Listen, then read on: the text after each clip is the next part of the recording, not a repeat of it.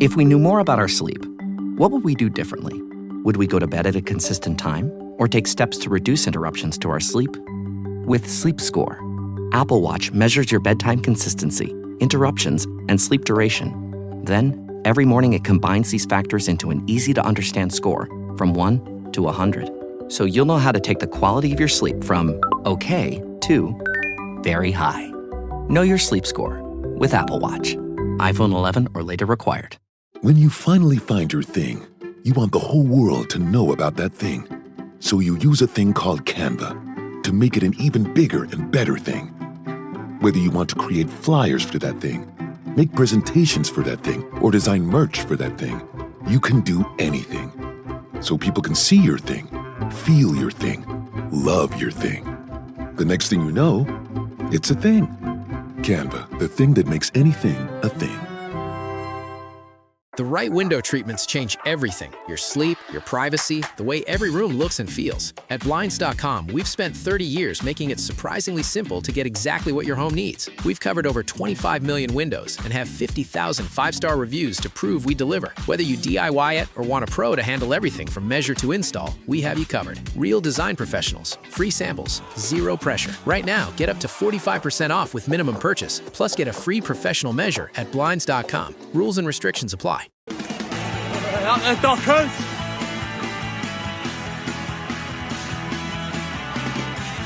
Aaron, we've been hoping to do this for a little while now, but we finally managed to catch up. Pre-season preparation starting quite early, isn't it? Yeah, just as we said.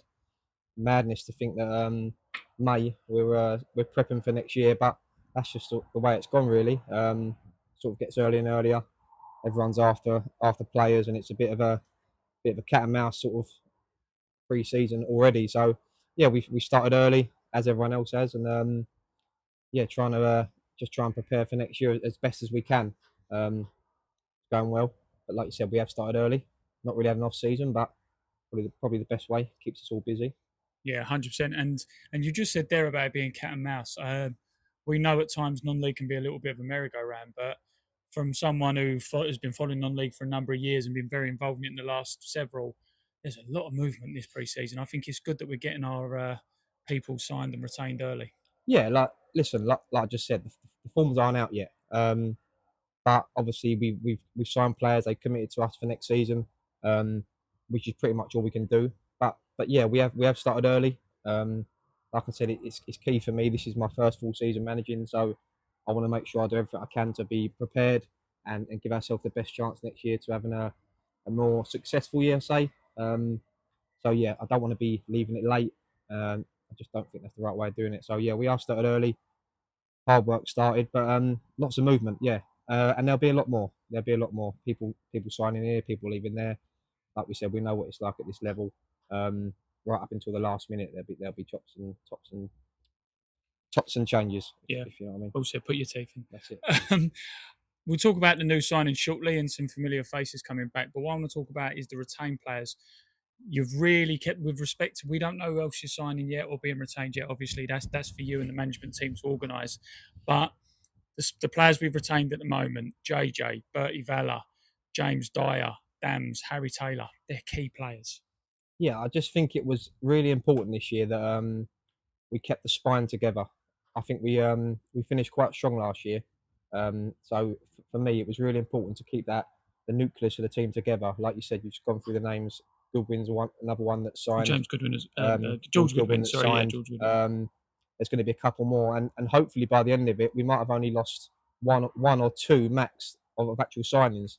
Because obviously, if you think about last year, we had a lot of loan players. So the 5 loan players have gone back to their parent clubs, and we've managed to retain everyone bar one that I'm hoping to get over the line this week.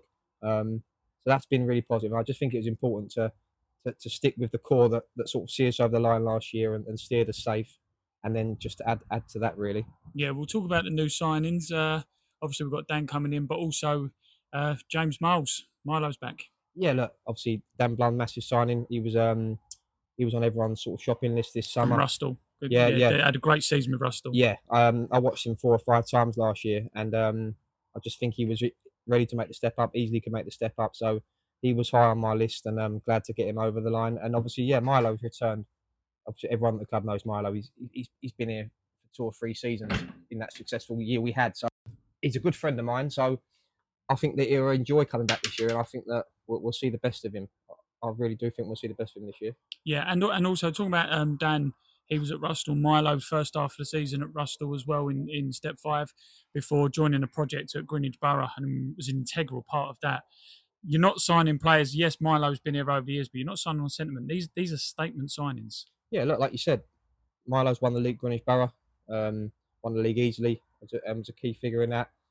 Dan had a big season with Rustle. I think it was only the penalty shootout that stopped. Was it penalty shootout in the final that stopped them going up? I want to watch it. Lost to Punjab on penalties, but I think that they won the Kent Senior, whatever it was in that level. They've won that. Probably was unlucky not to go up. So he's had another really good season, and he's been good for us all for 2 or 3 years. So it's not like you said. It's not just lads from the step below that making numbers up. They're players that were big parts for their clubs. Yeah, and you know, I'm behind the lens either on the camera or taking the photos. When you talk to these players, they're buzzing to be here. They're buzzing to be back. Yeah, like I said, everyone we sort of spoke to this year, we sat down and there is a buzz for this year. Obviously, after sort of escaping the drop last year, everyone's sort of just trying to look forward to next year, just to have a really positive year. And I think we're all on the same boat with it. I think that we're expecting to have a good season, having a good season next year. Yeah. What do you think of the IFMI and South East? There's a lot of movement, some good teams coming in. Teams like Jersey have gone out. Obviously, Punjab are coming in there. As soon as it sounds, they've always, not just by winning past, but they've always been a strong side over the years. They've always given us tough games. It's going to be a tough division this year. It seems. I remember someone saying to me a few years ago on the podcast that there was always question marks around the South East, as in North was strong and you know the South was strong. There was always question on the South East, but I think it's gotten stronger every year. Yeah, like I said, I don't think it's for the last 3 or 4 years, like you just said. I think it's been strong every year, and this year, I don't think it's any weaker. Maybe arguably stronger. I mean, a team like Whitstable joining it as well. Yeah, Whitstable in it. Peacehaven and come up this year. They beat Guernsey. They had a good year. There's a couple of clubs I'm not sure, like I don't know much about. But I'll have to do some homework on them. But Punjab had a great year, really solid, and great support as well. Punjab. Yeah, I know them well, Punjab, and they'll do well. They'll do all right this year. They're experienced. They know the level. They've got players that played the level, and I know they're not just coming in to make the numbers. So I think they're going to. A lot of people might underestimate them. I think they're going to be good this year. So I think, like I said, there's a lot of good teams this year, and there's a lot of teams like Ashford this year that I think are going to be good. You've got your Sittingbourne again. So there's going to be some teams that were up there last year that Croydon that are going to go again. So it is going to be a tough league. So obviously we've got to improve. We've got to do better. Obviously on the pitch, recruitment's a massive thing for that. And yeah, we've got to try and find a way of doing a lot better this year. Yeah. Talking about clubs who are going in the right direction, I mean, this is a good little segue here. You was here at the weekend. Erith Town, we say over the years, we mentioned the leisure centre. We mentioned the infamous story that Adam always used to come up with him and Mark and the container and not anything in there. You talk to like Ian Beryl, you know, Life Vice President. You talk to Jim, another Life Vice President. In their day, there was only the first team.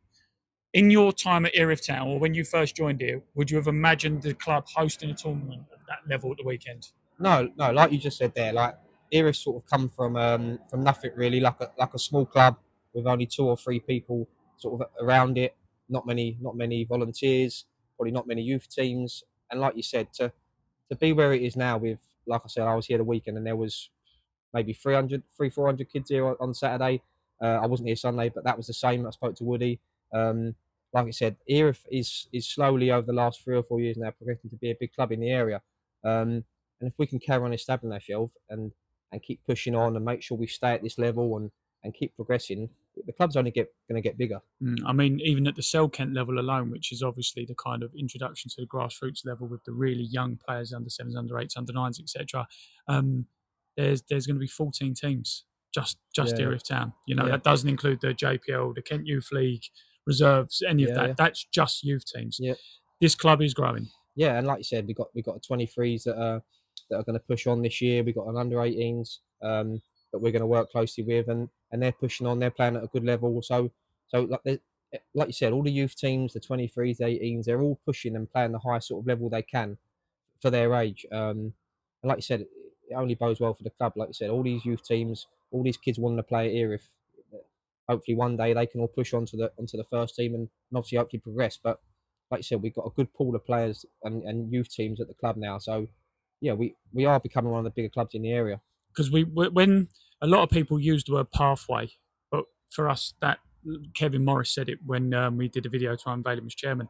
That is our lifeblood. There really is no Erith Town without our youth system, is there? No, like you said, and the first team know that, and the boys that are here over the last few years, they know that. There's so many youth teams that come and watch them on a Saturday, and like you said, like without them supporting the club from a young age and coming through into the first team or having that chance to come through, like you said, there wouldn't be any first team because you can't just have a first team. It doesn't work like that. So not just for players coming through, it's the support coming on a Saturday, and it's just like the whole being the one club thing. It's massive. So the more youth teams that we've got, it's the better for the club, better for the first team, and better for the future. So, like you said, and I know that's getting pushed off the pitch hard by Woody and a few others, yourself. So there's a lot of you that do a lot of hard work in that. So obviously the first team and myself and obviously Mark knows everyone. We're grateful for that, and hopefully that continues, and we just keep getting more and more youth teams come over and wanting to be part of Erith. Yeah, just finally, we'll end on a bit of a light note, a happy note. Aside from survival, because I mean that last game of the season was a fantastic result, obviously against Broadbridge Heath, but it turned out in hindsight we didn't need the result as such, if you will, and you know we needed a few catastrophic things to go wrong for us to go down. So it was still a fantastic achievement, don't get me wrong. But what was your real highlight of the season last year? Probably for me, I think like a big turning point for me where I thought that obviously I never knew until the last game of the season, but like you said, it would have took a lot for us to go down the last game of the season. But for me, it was the Mersham away game for me. Like you said, BU was there 1-0 down and ended up coming back to win that 2-1. For me, that was a real big turning point. And apart from that, probably my first game against Faversham. Yeah, they're probably my first two. For me personally, the Faversham game, but for the club, I think it was the Mersham game that was the important one that sort of see us over the line, I think. Yeah, I might throw in a Herne Bay away. Yeah, well, we got a bit of the monkey off the back with the Herne Bay because we was on a bad run against them. So yeah, that was good. But yeah, I just think just for the importance of it at that time, I think results on the day as well. We needed to win and we did, and 1-0 down at the time. I think that was the sort of the turning point. And after that, we won two. I think the 2 games we won after that, just sort of, like you said, we were safe for them when we actually seemed at the time at the end because, like you said, I think we finished two spaces above the drop. So in the end, it looked comfortable, but it weren't, obviously. Yeah. I wouldn't like to be in it again, put it that way. No, absolutely, yeah. And just final thing, what's your message to all the fans and all those volunteers who've helped behind the scenes last season and this season coming? Yeah, like you said, there is a lot of volunteers, a lot of support on a match day. And obviously we went through the hard stuff last year, went through the tricky bit last year. So just to keep supporting us for this year, and hopefully we can repay you with some more successful times on the pitch. And obviously we appreciate the support and just keep coming. Thank you very much, Aaron. Want to support the Dockers this season? Well, for just the price of a cup of coffee once a month, you can join the club Patreon and get access to exclusive Erith Town content like videos, interviews, Q&As, podcasts and much more.